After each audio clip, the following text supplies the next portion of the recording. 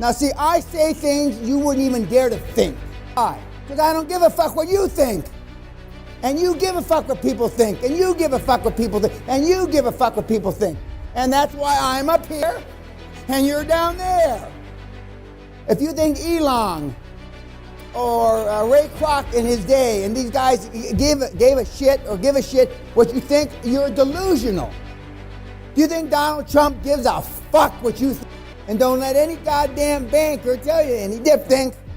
It's 3 months, 3 years, 42 months, some bullshit to run it before you can go back and refinance it. That's a myth. It's not true. Not just because he validated it, but it's just bullshit. You haven't tried to go back and refinance anything.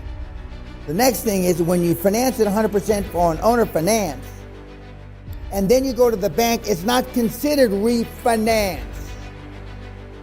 You went from owner finance to commercial finance.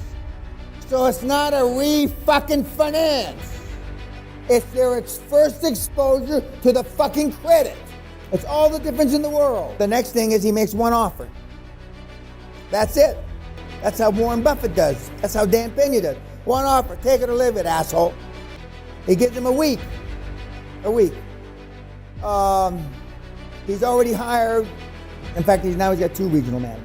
He hired a regional manager after the first few acquisitions because 95% of all your time should be spent on looking for deals and money. That's it. I'll bet you $1 million to a penny. At least half of you are going to be asked by the potential board member what's in it for me. At least half. I'm being generous with a half. Why? Because you're a weak cunt. And they think they're going to bully you around. And in most cases, they're right. You're a weak cunt. I eat kids like that for breakfast. He's not the sweat from, down the inside of my leg the last time I had sex with Sally. But look what he's done. Now, hence, you should be able to, or are you less than the dribble down the inside of my leg? Are you more equal to or more than? Josh Kim said it a couple years ago. 95% of all the things I worried about never happened. Because the questions you ask are your insecurities, your lack of self-confidence. Not because you haven't done it before. I can understand that. The first time you get up on the golf course, I don't play anymore, I used to be a good player. If you break 100 the first time you're on the golf course, you're 1 in 10 million guys. Guys don't break 100 the first time they're on the golf course. 1 in 10 million. And you're playing with Tiger Woods, back in the day, Arnold Palmer, and Jack Nicklaus, and there's you. With your knee. But you still got to take a swing. You still got, you still got to take a swing.